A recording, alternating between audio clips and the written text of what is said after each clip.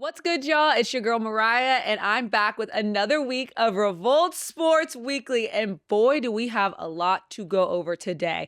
We had the Super Bowl, NBA All-Stars coming up. We just had the NBA trade deadline. The boys are fighting. A lot's going on. So without further ado, let's get into it. So I just got back from my first time at the Super Bowl, and I want to recap the game, the interesting part of the game, the halftime show, and just the overall experience. So working in sports for the last 5 years, I've been to a lot of sporting events, okay? I had never been to the Super Bowl.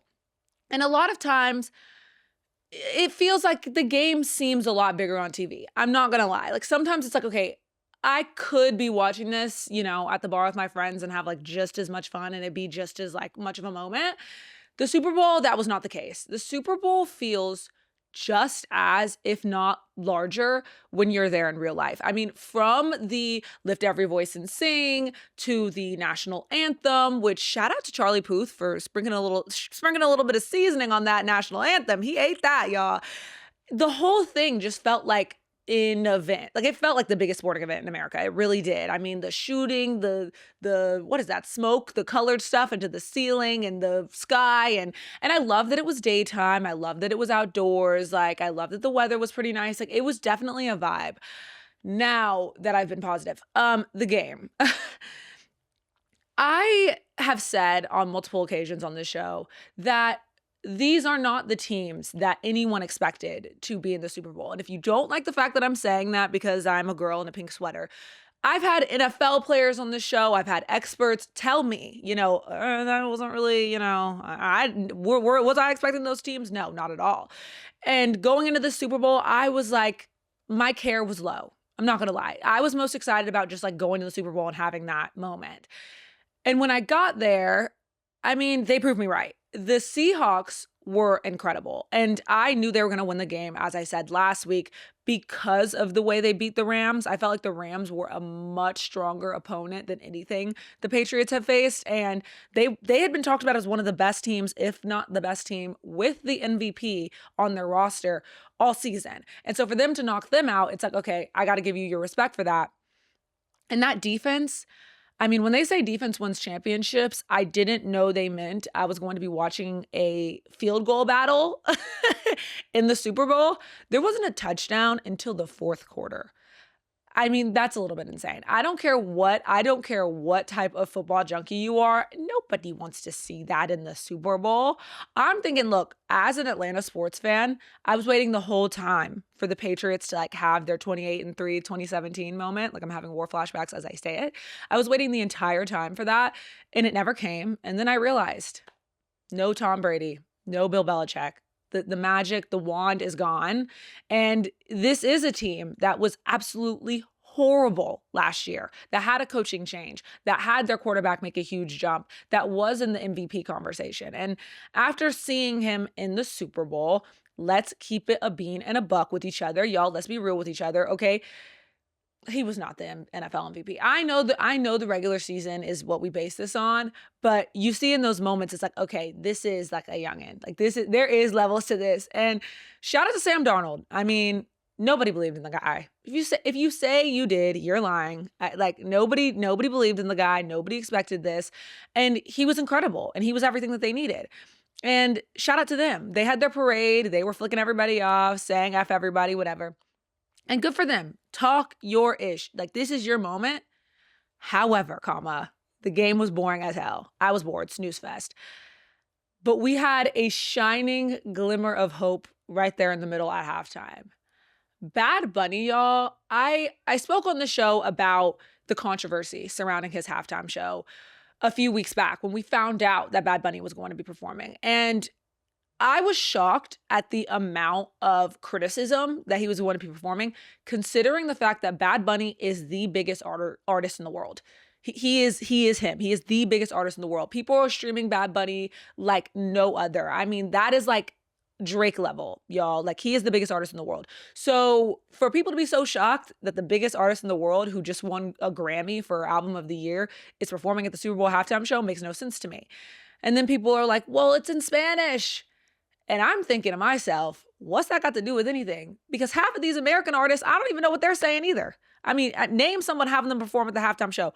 I probably wouldn't be able to understand what they're saying either. My boyfriend is fluent in Spanish. He don't know what Bad Bunny is saying half the time.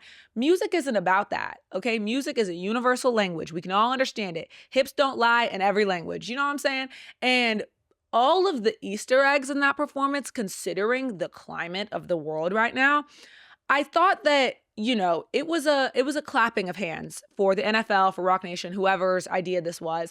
I'm proud of the NFL for not, backing down on this idea that we are all united and sports are supposed to bring people together. This isn't supposed to be something where we're all pointing fingers at each other and hating on each other and we're all angry and, oh, he's speaking Spanish and blah, blah, blah.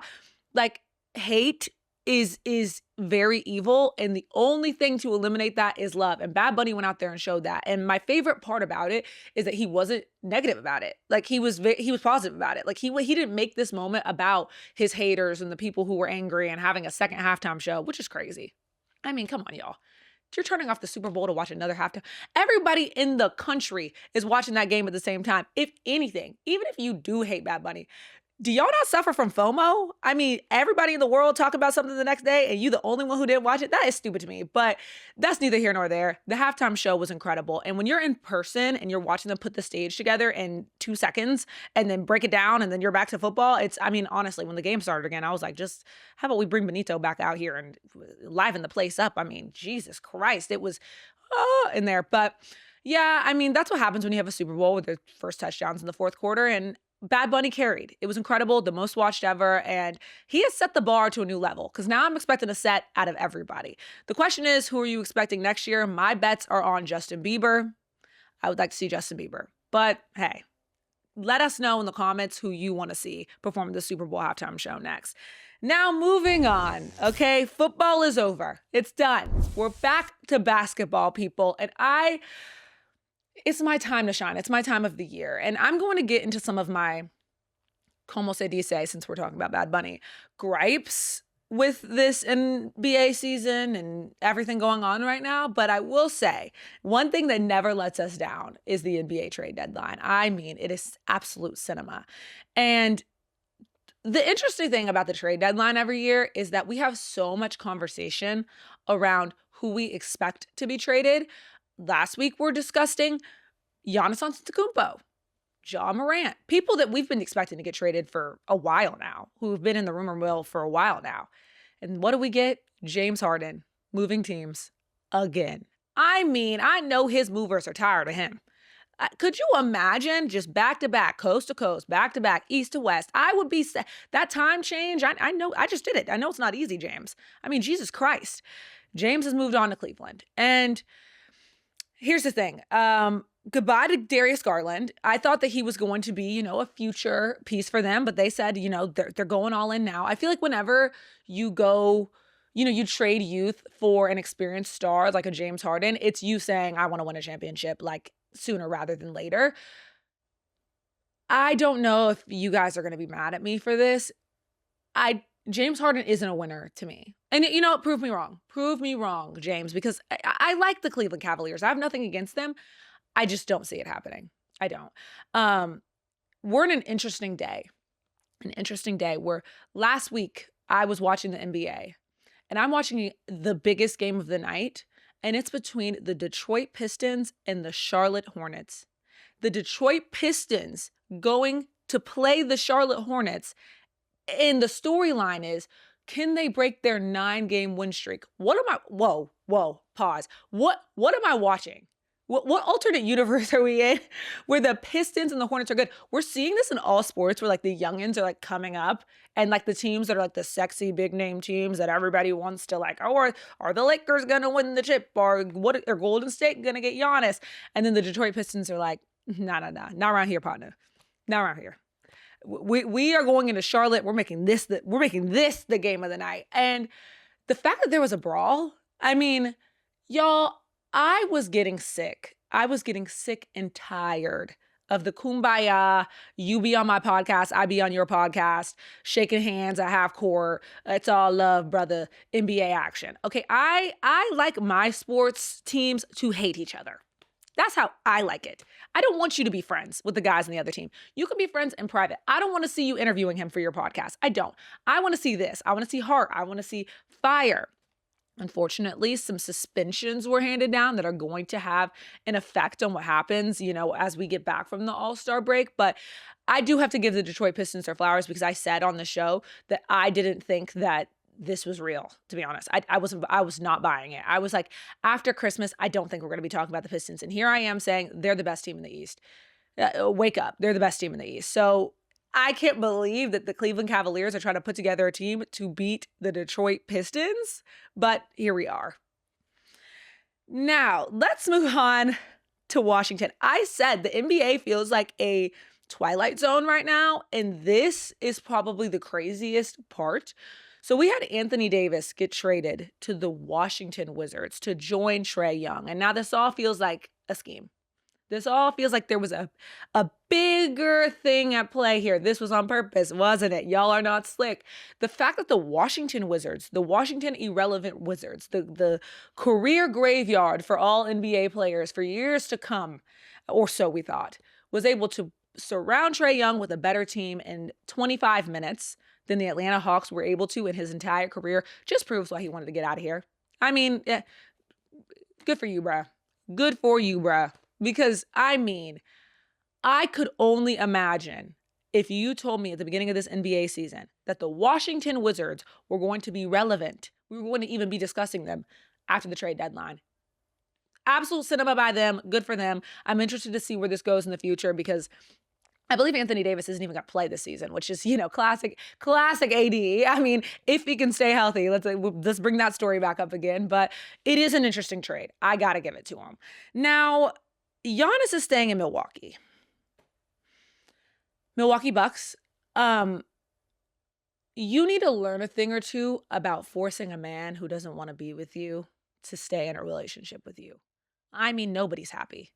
When that's the case, nobody is happy. You're begging this man to stay. He told y'all he wanted to leave. You recruited all the brothers. He told y'all he wants out. He wants to go be with a winner, and that's okay. But the interesting thing is, it is kind of starting to feel like Doc Rivers is cursed. I'm not gonna lie. It is starting to feel that way. Giannis is gonna be out of there. First bus, first train, first plane, out of there. Out of there when the season is over. The Bucks suck. Like, I don't understand what the purpose of that is.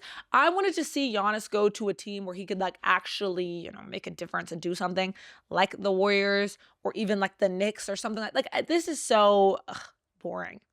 But hey, we got James Harden moving again. So shout out to the NBA trade deadline. Now let's talk about one of the most polarizing subjects in all of sports, and that is NBA All-Star Weekend. You guys, let me get real with you for a second. I have gone to NBA All-Star Weekend for 3 years in a row. I will not be going this year. I'm ditching it to go to the Milan Olympics. I'm just not that interested. I'm not moved. I'm not moved. It's different every year and worse. These guys don't care. And every year we have this same debate and this same conversation. Why don't they care? Whose fault is it? What can we do to change the game to make them care? What can we do to, they're remixing and they're flipping and turning and trying to make this into a thing. Let me tell you something, Adam. Can I call you Adam? It ain't gonna work. Stop trying to make fetch happen. Move the All-Star game to the end of the season, like the Pro Bowl or something. Make it a little Disney crossover episode where we can just see all our favorite players, do TikTok challenges and stuff together. Let go of the idea that they're ever going to make this competitive. They do not care. These guys make too much money now to risk their bodies on the All-Star game. We already are having an injury issue. I mean, let's look at these rosters, shall we? Okay, we've got team stars and team stripes. USA versus the world. I mean, I'm not going to act like we haven't been begging for this for years, but I mean, the timing is NBA. The timing is a little crazy, USA versus the world. I'm not going to lie to you, but hey, team stars and stripes. We've got Scotty Barnes from the Raptors, Devin Booker from the Suns, Cade Cunningham, a bona fide star. Shout out to Cade. Jalen Duren, Anthony Edwards, Chet Holmgren, Jalen Johnson from the ATL Hawks, Tyrese Maxey, And then we've got Team Stripes with Jaylen Brown, Jalen Brunson, Stephen Curry, Brandon Ingram, Kevin Durant from the Rockets, LeBron James, Kawhi Leonard, Donovan Mitchell, Norman Powell. I want to say something to you guys, and I want you to hear me very clearly. I am not interested in an All-Star game where Steph Curry's injured. Not, keep it. Not interested. I mean, the game is already boring enough. I don't even get to see Steph Curry pull up from half court and then like lay on the floor. I'm bored. Snooze fest. I'm not trying to watch no All-Star game that Steph Curry is not playing in. I will say, Kevin Durant self-proclaimed Team USA as the old heads. And, there are some young guys. They mixed in a lot of younger talent into this than I expected going in. When they put the little graphic when we first heard about this, and it was like Steph and LeBron and James Harden and KD, and then it was like Jokic and Luka and Shea, I was like, okay, this looks like, unks versus the cousins at like Thanksgiving, like the Thanksgiving football game, and it's like the uncles versus the cousins, and like the unks like refuse to let them win. It gave very much that, but they made it look a little bit better. And when we move on to Team World, okay, we've got Giannis injured. We've got Luka, who is also questionable. Shea, who is injured. Jokic is back from injury. Blah blah blah blah blah. Not interesting. Snooze fest. I paused because I don't want to be negative, but I mean, no Shea, no Luka, no Giannis. Cancel the game. Cancel the game. Turn it off. Beep. I'm not interested. I was excited about the idea of Team USA versus Team USA versus the world. I can't believe that shit. I can't believe that. USA versus the world. I was excited about it. And now that it's here, I just don't care, and I'm not going to pretend to. And it's a whole weekend event, so let's get to the other events that I care even less about. The three-point contest. If we are going to be the NBA and we are going to have a three-point contest, let's be so for real. And last year, this is the moment where I decided I'm over the All-Star game. When I got to the three-point contest in San Francisco, and they had Buddy Hield shooting instead of Steph Curry, I don't care if he's shooting on one leg. I don't care. We're in San Francisco. Y'all wasting all these good people's good, hard-working money, all of their dollars. Times are hard around here. Milk is expensive. Eggs are expensive. Life is expensive. And y'all got me at this all-star game at the three-point contest in Golden State's arena. And Steph Curry is in street clothes cheering and clapping? Absolutely not. Absolutely not. Y'all got me so messed up. All the way messed up. Shout out to Damian Lillard for continuously like carrying the three-point contest though, of like all these past years, like making it interesting. Like shout out to him for always participating. Like those people need to be applauded because I don't know, Steph Curry need to be in that three-point contest every year. I don't care how old Klay Thompson is. Again, don't care if he's shooting on one leg, have him shooting in a wheelchair. I don't care. Klay Thompson also should probably be in the three-point contest every year. Like this is about star power. I don't care who's, up and coming. I don't in the three-point contest or the dunk contest, or I need to know their name when I look at the roster. I need to know who they play for when I look at the roster. Charles Barkley needs to know who they play for. I don't need the, this guy, he's next up. If he's next up, then he can be at the All-Star game next year. I'm so confused by this, y'all. And, we were all talking this morning, and LeBron James is to blame for this.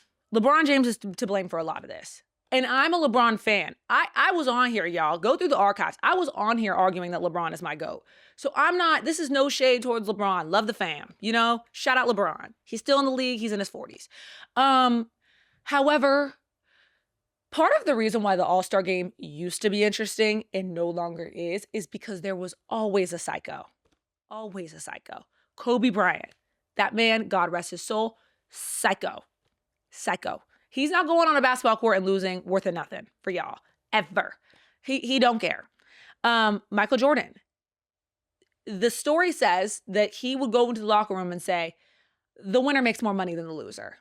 So, that man, he loves a little gamble, shout out MJ.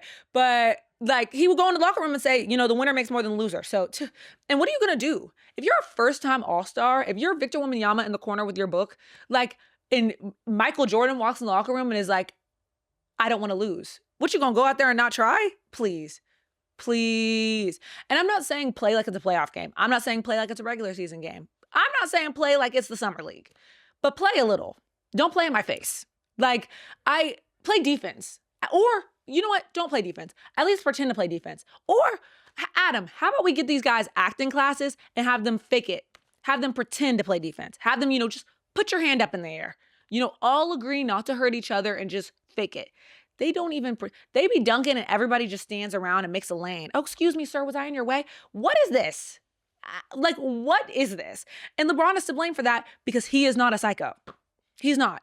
We've known this about LeBron. He is not the kind of guy that's going to be like guarding you and like say something about your girlfriend in the stands and like make you cry just to get a win. Like, that's Kobe energy. That's MJ energy. They want to hurt your feelings when they beat you. It's sick in the head, and that's why they're so good. LeBron isn't that. He's shaking hands and kissing babies and doing Nike commercials, and he comes to the All-Star game and he's like, look, I've got $1 billion brand to protect. It's boring. And if he had done the dunk contest, Anthony Edwards would be doing the dunk contest. John Morant would be doing the dunk contest. People we actually want to see dunk. I mean, Mac McClung, 3 years in a row? Guys, shout out to Mac. Incredible. He's been carrying for the last few years. That's a problem. And then every year after the dunk contest, he got to get back in the NBA because you're like, it's terrible. All-Star Weekend needs a makeover, and that makeover needs to be in our expectations of it. This just is what it is. These guys don't care, and they're playing in our face. If anything, if you want them to change it, stop paying to go to that game. Seriously. I mean, I go to the game for free. So if you see me at the game next year, I mean, yeah, sure, whatever. But you good people at home, don't pay to go to the All-Star game. You can watch them play in your faces on TV where you can change the channel for free. I mean, it's terrible. I don't mean to be negative because I do hope that they go into this year and they give us a little more. And maybe this next generation of superstars is going to be like, hey, we're going to be the generation to change things. But I doubt it. I mean, I doubt it. If you're in the locker room with LeBron James and he doesn't care, why the hell would you care? I know I sure wouldn't. And they make too much money now. Not too much, like, they deserve the money they make. But like, they make too much money now to be like playing in the All-Star game and like, hee-hee-ha-ha. Like, I got a bonus to protect. If I'm all NBA, I can make, $50 million in a day? Please, All-Star game. Y'all got it. Now, I will say, the NBA does have an interesting issue that I alluded to earlier, where they are trying to fix a lot of the issues that fans like me and you complain about every day. Load management. The Lakers played the Spurs and they had no stars playing. Now, shout out to Victor Wembanyama for carrying it. He had 40 points in 27 minutes. He is insane, unreal, an absolute superstar, and my favorite thing to watch this season. However, load management, you buy a ticket, you show up, you don't know who's going to be in uniform. It's just a mess. And they try to fix it by implementing this rule where like, oh, you can't be MVP if you miss da-da-da-da games. Well, Shea is like a few games away from missing that mark, and Jokic and Luka, and it's like, ugh. I mean, I applaud Adam Silver for trying to, renovate the league and make it interesting to like bring some life into it. And I think that needs to stop for a while. I think we just leave things as they are because there are some really shining stars and some really great moments in the NBA right now. I know it might sound like I am like, on a sports show trying to make you get back into the NBA because I kind of am. But the Knicks, they're interesting. I mean, Jalen Brunson is interesting to watch. He really is. The Pistons and the Hornets. I'm not lying to you. It's actually really interesting. I think we need to let go of this hope that we're going to make like the thing of the past, like it again, like put Giannis on the Warriors and like that's going to be it again. Oh, what are the Lakers going to do? And accept the product that we have now. Half the time these guys don't want to play. And that is the case. When you buy your ticket, you're gambling. You're gambling that they're going to play. And you just go to that game and you hope they do. But You could have a moment where a Victor Wembanyama drops 40 points in 27 minutes and he saves the day. So I think we're in a good place in the NBA right now. I just think it's very similar to the NFL, honestly. The torch is being handed off to younger people, to teams that we didn't quite expect. The Oklahoma City Thunder are the reigning champions. And they're also an incredible team that are super entertaining with star power. I mean, Shea is a star. He might be in Oklahoma City, but he is a star. So I think we're in a good place with the NBA, but I just think it's time to stop trying to change stuff. It's time to stop trying to remix it. The remix is never better than the original. The sequel is never better than the first movie. Most times, all right? Most times the sequel is never better than the first movie. So I think like we just leave the product pure as is. If anything, if you want to save the All-Star game, maybe it's time no more tournaments and gimmicks and ceremonies in the middle of let's go back to East-West. Let's just go back to East-West and have a basketball game. And if they want to not try, let them not try. I mean, clearly the thing is still making money or y'all wouldn't still be putting it on. So let's just let them do their thing and move on with the All-Star debates because I'm tired of it. Ja Morant is not going to do the dunk contest, and it's time we accept that. I do want to talk a little bit about what we have coming up after the All-Star game, because the All-Star game might not be very interesting, but right when we get back, we do have the Knicks and the Pistons facing each other, and that's going to be a very interesting matchup because those are two of the most interesting teams in the Eastern Conference, and I genuinely think the East is being slept on right now because there is a lot of talent happening in the East. We've got James Harden in Cleveland, we've got the Knicks, we've got the Pistons coming up, Boston hanging on with Jaylen Brown. Absolute star. I think there's a lot of interesting storylines, but I need to see what this Knicks-Pistons matchup looks like because in the playoffs, we are going to see this again. Just like we did last year, we want to see this again. And I think the Pistons really want to make themselves known because they're not scared. And that's why we're having this fighting moment. They know about this history the Pistons have, the bad boys, and they are embodying that straight up. And they are not scared. I'm a little scared. Isaiah Stewart, please. Whoa. I'm a little scared. But I think that when we see them go up against the Knicks because they have been absolutely whooping the Knicks, embarrassing them. By 30, embarrassing them. Bad, sad times embarrassing them. I think that when we see that matchup right when we get back from All-Star weekend, it's going to say something about what we are going to see shake out in the Eastern Conference. If the Knicks do not beat them, the Pistons could go to the championship, y'all. It's not a false alarm anymore. I'm being dead serious. They could go to the championship. Could they win it all? I'm not going to say all that yet. I got to see Shea get back healthy. I got to see Oklahoma City. Oklahoma City is incredible. I got to see the Nuggets. But I think we're in a really great time in the NBA. And I think when we get back from All-Star Weekend, that's when we're going to have some real conversations, y'all. Now, speaking of USA versus the world, let me touch on the Olympics a little bit, y'all, because I am headed out to the Olympics this weekend, okay? And I'm going to be firsthand, okay, paying attention to the storylines, to what's going on. The Olympics have been incredible if y'all haven't been tuning in. If you love sports, I mean, wow. There are some very interesting sports. Speed skating. Have y'all been watching? Speed skating is fire. Speed skating is fire. I love that sport. I mean, they are moving on those skates. Hockey, incredible. I mean, the figure skating, absolutely beautiful. There's been so much controversy with the voting, USA versus France, and it's been crazy. And I'm definitely going to give you guys the rundown when I get back because I'm going to have some special, let's say, Olympic type guests when we come back. But overall, this has been a great show. Enjoy All-Star Weekend for what it is. And I have enjoyed talking to you guys. Thank you for watching Revolt Sports Weekly with me, Mariah Rose. And make sure you subscribe to Revolt Sports and follow us on social media to be a part of the conversation. Bye.